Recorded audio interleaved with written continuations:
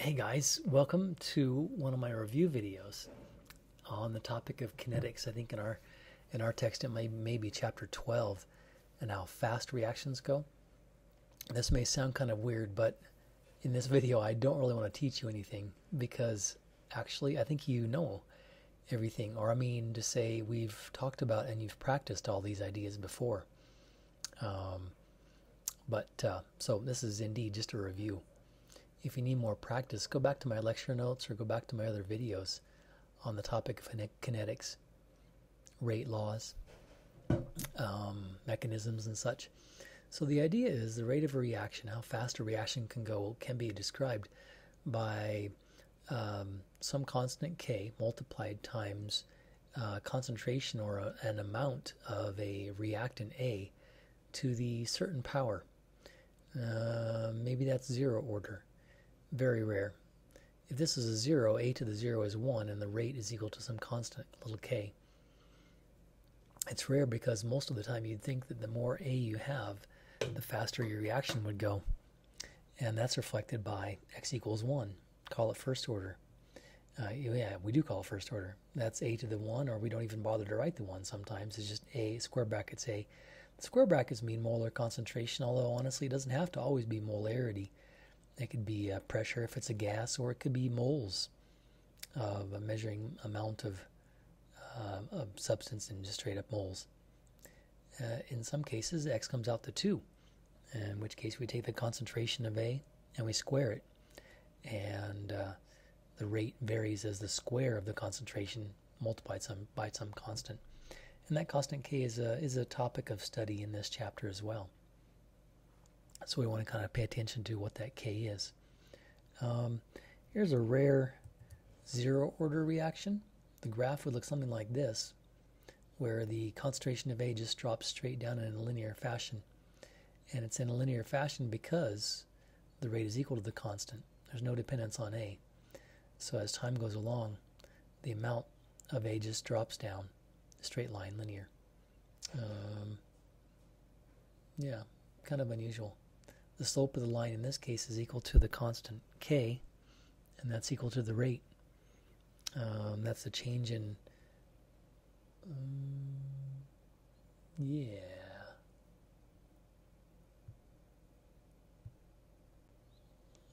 excuse me, that's the change in A over the change in time, change in concentration, or change in amount of chemical versus time, and that's what we call the rate.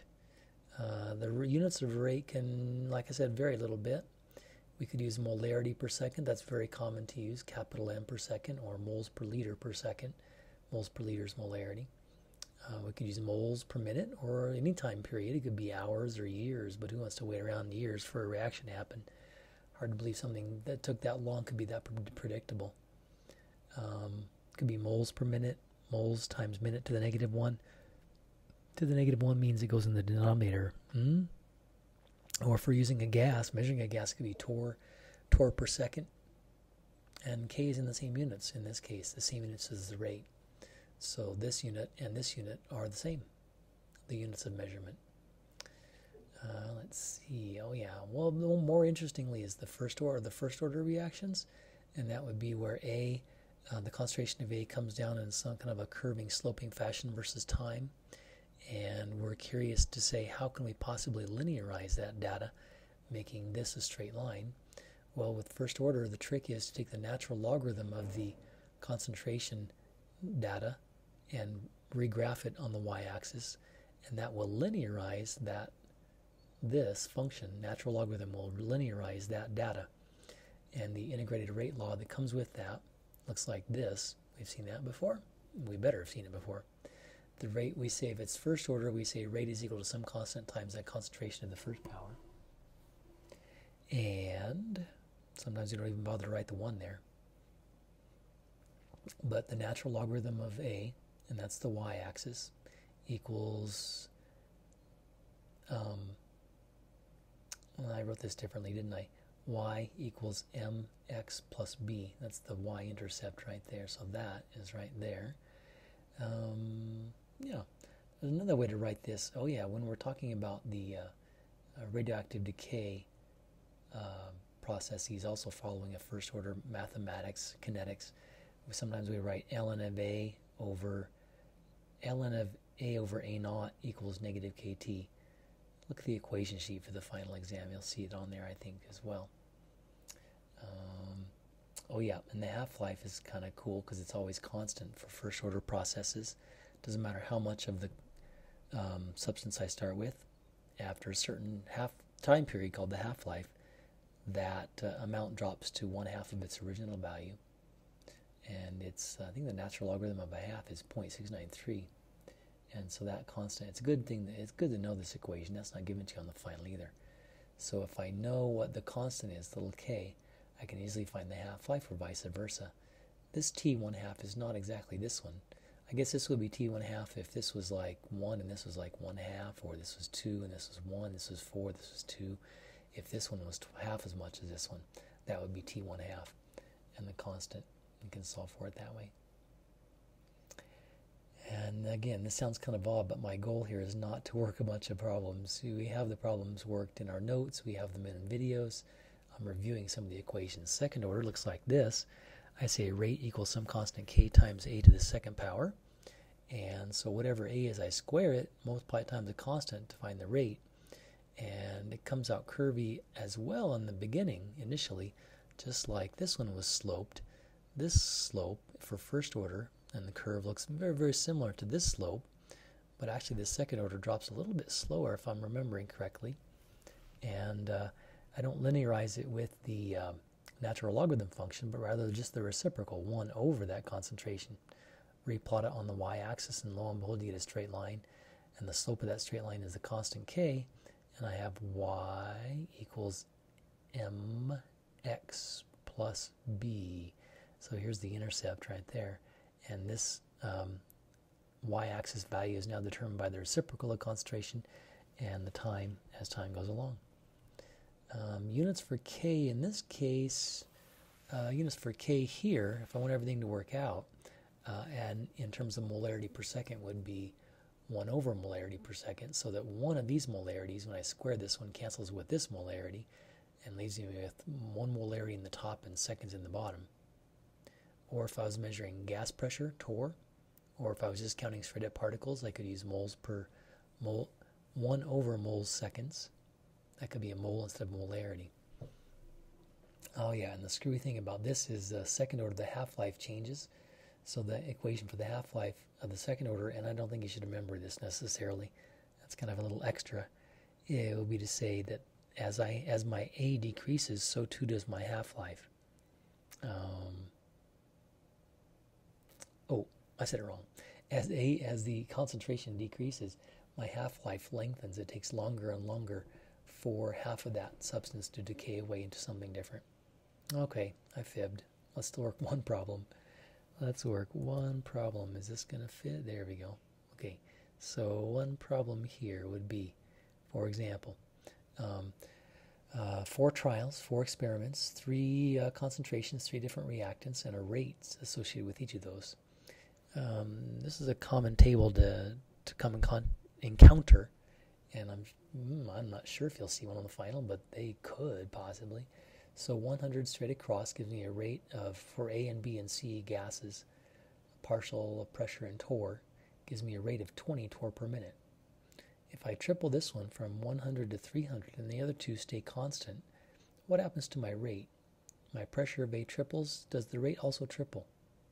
The answer is, yep, it does. So if the same thing happens to the rate as happens to the concentration, holding everything else constant, then I say it's first order in the pressure of A.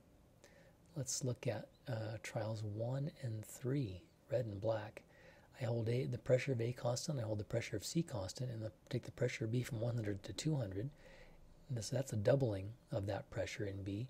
So does this also double from 20 to 80? That's not doubling. The other possibility is quadrupling. In other words, that's doubling to the squared power, and I'm going to conclude that it's second order with regards to B. Again, if this is the first one of these you've seen, I'm sorry. You have better, we'll go back and watch some more and practice some more. More videos, more lecture notes, more end of chapter questions. And so second order in B, and check this one out. as this stays 100, 100, 100, 100, 400, so my pressure in C quadruples from 1 to 400, does my rate also quadruple from to And the answer is it does not. As a matter of fact, it doesn't change at all. So 20 and 20, so if I increase my pressure of C from 100 to 400, no change at all, that's called zero order in C. So here's what I wrote. First order in A, second order in B, zero order in C. I must have some kind of constant there. And what I'll do is before I do that, let me mention this. That would mean first order in A would mean this would linearize it. Second order in B would mean this would linearize it. And zero order in C would mean there's no linearization required. It's just straight up linear in the beginning. Then I can also take any of that data from trial 1, 2, or 3 and use it along with the rate to evaluate the constant. So I just determined my rate law to be this. I plug in the numbers, the data. I just took trial 1, but it should work with any of the trials, to the first order, to the second order, to the zero order. And I do the little algebra keeping track of the units. Let's see, this would be torr squared and another torr for torr cubed altogether. That's 1,000,000, so 20 divided by 1,000,000. One torr here cancels one torr here. I still have 2 torr in the denominator, and it's a small constant, saying per second a small amount of gas pressure changes. What about temperature and rate? Well, warm reactions go faster. Well, I shouldn't say duh, that's rude. Maybe you don't know that, but most reactions go faster when they're warmer. And here's a rule of thumb you might want to keep in mind. For every 10 degrees warmer, the reaction rate just about doubles. But here's the mathematical interesting connection between the Kelvin temperature and the rate constant little k, and it's called the Arrhenius equation. So this is very, very handy to know. You should know this. The slope, you're given the gas constant, but the slope of the line is negative of the activation energy divided by the gas constant. So if I knew the slope and multiplied these two, I could voila find the activation energy for this particular reaction, as described by this connection between the temperature and the rate constant k. So the natural log of that, and the 1 over the reciprocal 1 over the Kelvin temperature. And again, that's called the Arrhenius equation. I think I've had a video on that. I had an Arrhenius equation video, and I also had a video that said 2 similar equations. So if that doesn't ring a bell, you might go back and take a gander at that. This is called the 2-point form because it involves K1 and T1 and K2 and T2 and an activation energy. That's a constant. And if you know any one of 1, 2, 3, 4, you can find the other unknown or variable in that set. This would be sort of like using 1 point, say here, and 1 point, say here, and assuming it does fall into a straight line like that, assuming it follows the Arrhenius equation pretty well. And is this just about, I'm almost done.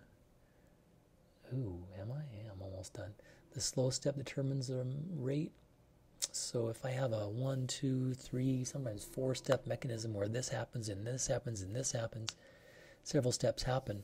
The slow step is the step that determines the rate, and as a matter of fact, the molecularity of that step, if I have just a certain number of products and certain number of reactants, they will determine the overall rate of the reaction. Remember that. And lastly, in general, if I have A and B and C and D, and the rates are related by this expression, but more simply, let's take one of them.